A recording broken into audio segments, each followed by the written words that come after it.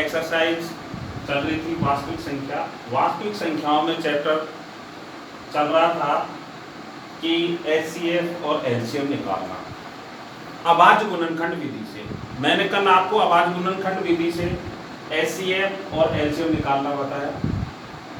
इसी पर आधारित तो दूसरा प्रश्न आता है।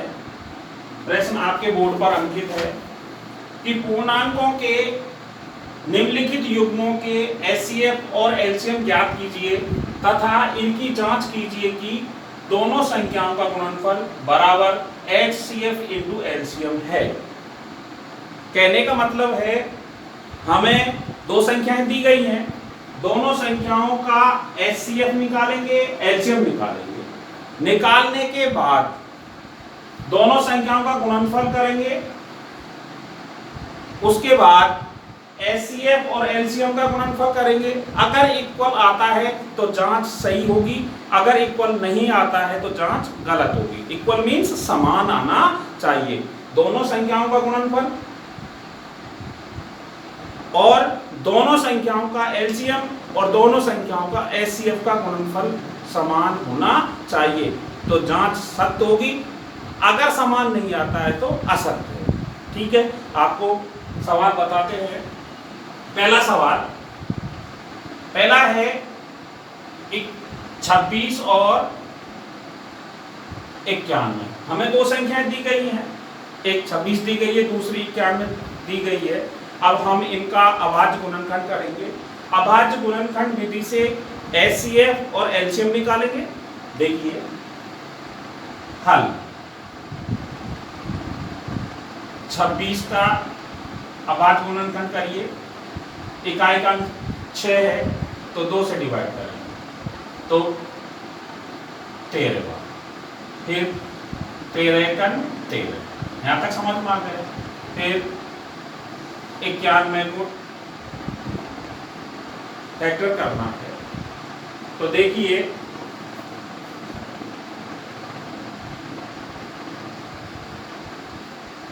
सात से डिवाइड करते हैं तो 13 7 91, फिर 13 का 13।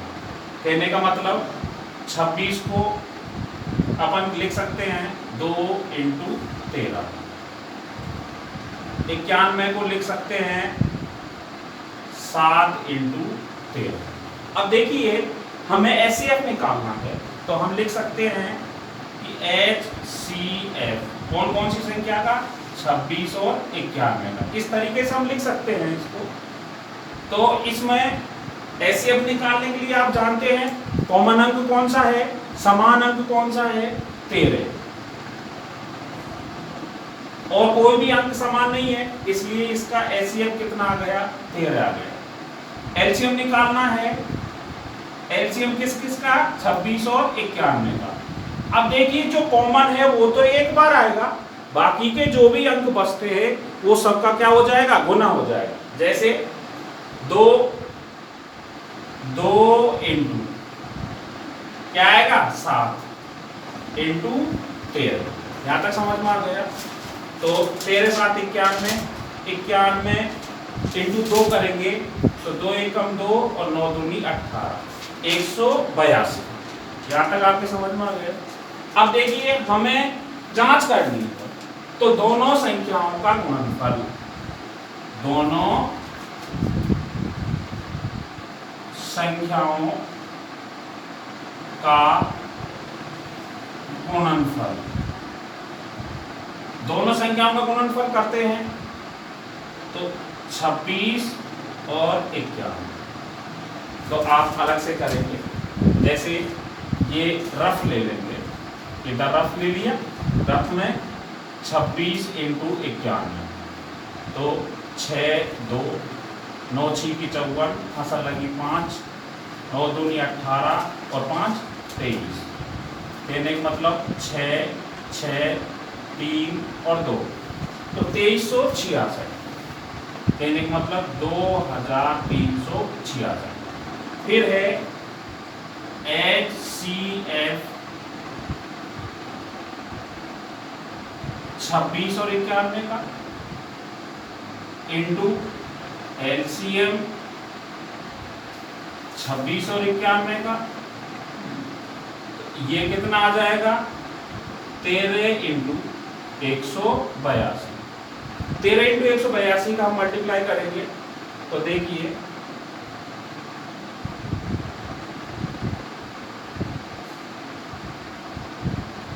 13 इंटू 182 तो देखिए 13 दूनी 26, 8 या 24 मसा लगी 2, 8 दो 10 इंटू 3 और 1 कहने का मतलब 6, 6, 3 और 2, इनका मल्टीप्लाई भी गुना भी 2366 आता है। तो ये सिद्ध हो गया कि दोनों संख्याओं का गुणनफल बराबर HCF 26 और 91 का इंटू LCM 26 और 91। सवाल समझ में आ गया? इस तरीके से हम इसकी क्या करेंगे, जांच करेंगे।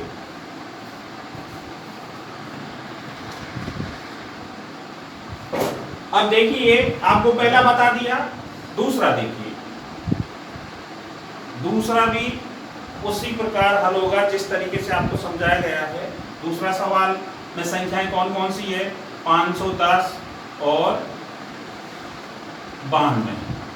तो देखिए 510 का अभाज्य गुणनखंड करेंगे, यहाँ हल लिखेंगे, अभाज्य गुणनखंड करिए, इकाई का अंक 0 है तो 2 से विभाजित हो जाएगा, तो 2 दूनी 4, 2 पंजे 10 और 2 पंजे 10। यहाँ तक आप लोगों को समझ में आ गया। फिर देखिए अब इकाई अंक 5 है तो 2 से विभाजित नहीं होगा, परंतु अंकों का योग 12 है तो 3 से विभाजित हो जाता है। तो ये संख्या किससे विभाजित है, 3 से, तो हम 3 से विभाजित करेंगे। 8 तिया 24, 1 हसल और 5 तिया 15। यहां तक समझ में आ गया। अब 8 और 5 कितने हो गए, 13 अंक हो गए, तो ये 3 से विभाजित नहीं है, 4 से भी विभाजित नहीं है, किससे विभाजित आएगा, 5 से, क्योंकि इकाई का अंक 5 है। तो 17 पंजे 85, 17 आ गया और 17 एकन 17। कहने का मतलब 510 का अभाज्य गुणनखंड हो गया 2 गुना 3 गुना 5 गुना 17। ऐसे ही हम अब 92 का अभाज्य गुणनखंड करेंगे। 92 का अभाज्य गुणनखंड कैसे करते हैं, इकाई का अंक 2 है तो 2 से विभाजित करिए, तो 4 दूनी 8, 4 दूनी 8, 1 और 6। यहां तक समझ में आ गया। फिर इकाई का अंक 6 है, सम संख्या है, इसलिए ये 2 से विभाजित है, तो 2 से फिर देंगे, 2 दूनी 4 और 3 दूनी 6, फिर 23 का 23। इसका 92 को कैसे लिखेंगे, 2 गुना 23। यहां तक समझ में आ गया। अब देखिए मुझे HCF निकालना है, HCF किस किस का, 510 और 92 का। तो देखिए इसमें समान देखने हैं, समान अंक कौन कौन से हैं, 2 गोला कर दिया। उसके बाद 3, इसमें 3 है, इसमें 3 नहीं है, इसमें 5, इसमें 5 नहीं है, इसमें 17, इसमें 17 नहीं है, और यहाँ 23 है, इसमें 23 नहीं है। तो कहने का मतलब इसका HCF आया है 2। क्या आया है, 2। कौन कौन सी संख्या का, 510 और 92 का। अब हमें LCM निकालना है। क्या निकालना है बेटा, LCM। अब देखिए LCM निकालने के लिए 510 और 92 का। अब इसमें हमें देखना है कि 2 कितनी बार आया है, 2 आया है 2 बार, इसमें 1 बार है, इसमें कितनी बार है, 2 बार, तो 2 गुना 2। फिर 3 अंक नजर आ रहा है, 3 कितनी बार आया है, 1 बार। फिर 5 नजर आता है तो 5, फिर क्या नजर आता है 17, फिर क्या नजर आता है 23।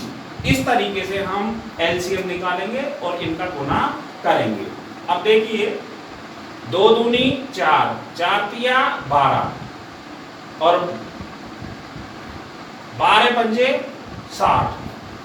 तो देखिए 60 इंटू 17 तो 0 और 7 छिकी 42, 0 और 6, 0 2 और 10, 17 से हो गया। अब 23 से गुना करना है।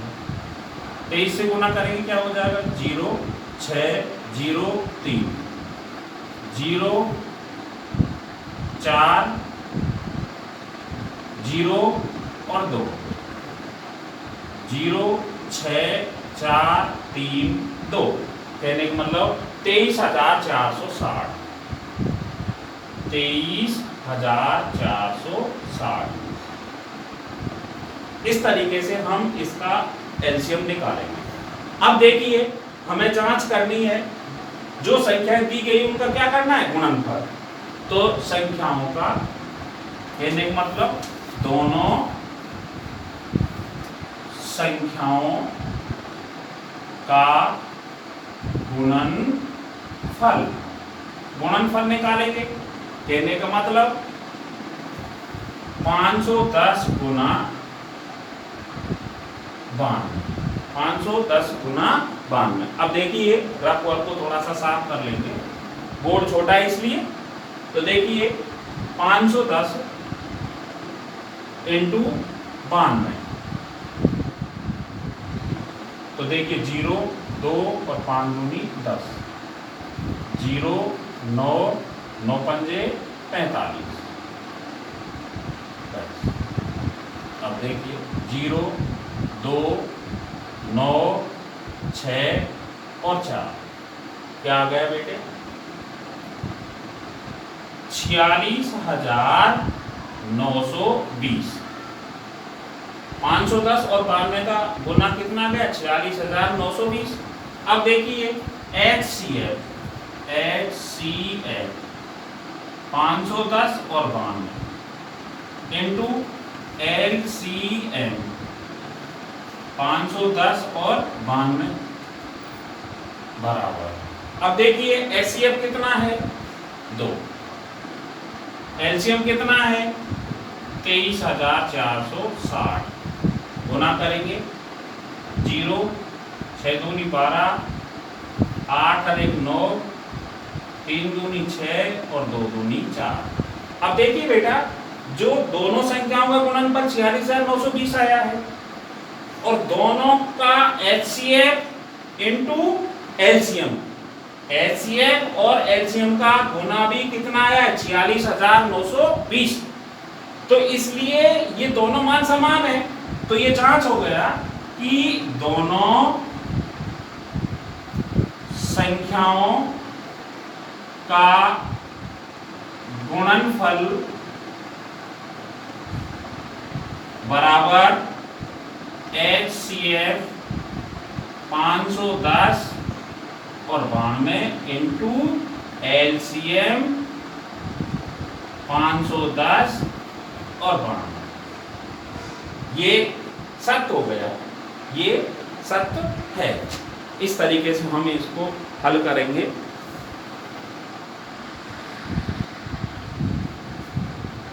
अब इसका दूसरे क्वेश्चन का थर्ड है।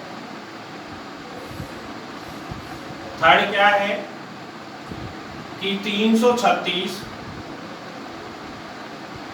और 54। पहले 336 का अभाज्य गुणनखंड करेंगे, हल लिख लिया। 336 का अभाज्य गुणनखंड करिए, इकाई का अंक 6 2 से विभाजित हो जाएगा, 2 1 2, ये 13 बन गए। 6 ये एक हसन यहाँ हो गई, 16 ये क्या हो गए 8। फिर इकाई का अंक 8 है इसलिए सम संख्या 2 से विभाजित हो जाएगा, तो ये हो जाएगा 8 और 4। फिर 2 से विभाजित हो जाएगा 4 और 2। फिर 2 से विभाजित हो जाएगा 2 और 1। अब 2 से नहीं होगा, अंकों का योग 3 है तो 3 से विभाजित हो गया। कितनी बार? 7 बार। फिर 7 एकन 7। कहने का मतलब 336 का अभाज्य गुणनखंड हो गया 2 गुना 2 गुना 2 गुना 2। 1 2 3 4। 2 कितनी बार? 4 बार। गुना 3 गुना 7। अब 54 का अभाज्य गुणनखंड करेंगे। किसका अभाज्य गुणनखंड करेंगे? 54। तो देखिए 2 से करते हैं क्योंकि इकाई का अंक 4 है, 2 से विभाजित हो जाएगा। 2 दूनी 4 और 7 दूनी 14।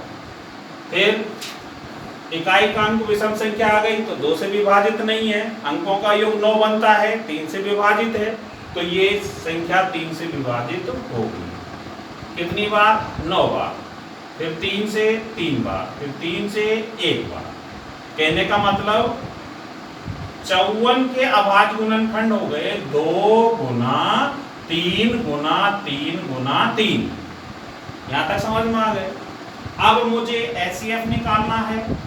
HCF किसका? 336 और 54 का। तो देखिए वही समान अंक देखने हैं, इसमें 2 नजर आता, तो ये 2 नजर गोला कर दिया और 2 है ही नहीं 54 में। अब क्या है? 3 को गोला कर इस तरीके से। और कोई भी अंक समान नहीं है तो क्या हो जाएगा? 2 गुना 3 बराबर क्या हो जाएगा? 6। अब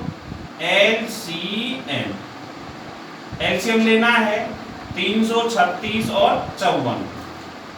कहने का मतलब 2 कितनी बार गुना हुआ है? 4 बार। 2 गुना 2 गुना 2 गुना 2। 3 कितनी बार गुना हुआ है? अधिक बार, 3 बार। 3 गुना 3 गुना 3। अब और कौन सा अंक रह गया? एक अंक रह गया 7। क्या रह गया? 7। तो अपन इसको 7। ठीक है, इस तरीके से हम एलसीएम निकालेंगे, तब इनका गुना करेंगे। 2 दूनी 4, 4 दूनी 8, 8 दूनी 16, 16 3 48, 48 इंटू 3 करिए। 8 3 24, हसल लगी 2, 12 और 2 14, 144। फिर 3 बार गुना करेंगे। 4 3 12, हसल लगी 1, 12 और 1 13, हसल लगी 1, 3 और 1 4। फिर 7 से मल्टीप्लाई करेंगे। 7 दूनी 14, हसल लगी 1, 7 के 21 और 1 22, हसल लगी 2, 7 चौका 28 और 2 30। कहने को मतलब 3024। इनका एलसीएम कितना आ गया? 3024। अब देखिए दोनों संख्याओं का गुणनफल, दोनों संख्याओं का गुणनफल करेंगे। क्या हो जाएगा? 336 गुना 54। इधर से रफ की साइड से करेंगे। 336 इंटू 56, सॉरी 56 नहीं, गलती हो रही, 54। तो हमें 54 से मल्टीप्लाई करना है। 336 इंटू 54। अब देखिए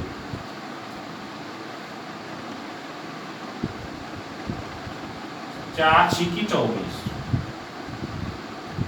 असल लगी 2, 4 के 12 और 2 14, असल लगी 1, 12 और 1 13, 5 6 30, असल लगी 3, 5 के 15 3 18, असल लगी 1, 15 और 1 16। देने का मतलब 4 4 1 7 और 1 8 और 3 कितना आ गया? 18,144। 18,144। अब देखिए HCF कौन सा 336 और 54 का इंटू LCM 336 और 54। HCF कितना आया है 6 और ये आ गया 3024। अब देखिए बेटा 3024 का गुना करेंगे 6 से, कहने को लो 6 चौका 24, हसल लगी 2, 6 दूनी 12 तो 14, हसल लगी 1, 6 इंटू 0 0 तो 1 हसल 1 और 6 दिया 18। कहने का मतलब 18,144। तो देखिए बेटा दोनों संख्याओं का गुणनफल और HCF और LCM का गुणनफल भी यही आता है। तो ये सिद्ध हो गया, जांच हो गई कि दोनों संख्याओं का गुणनफल बराबर HCF 336 54 इंटू LCM 336 और 54। इस तरीके से हम इन सवालों को करेंगे। समझ में आ गया?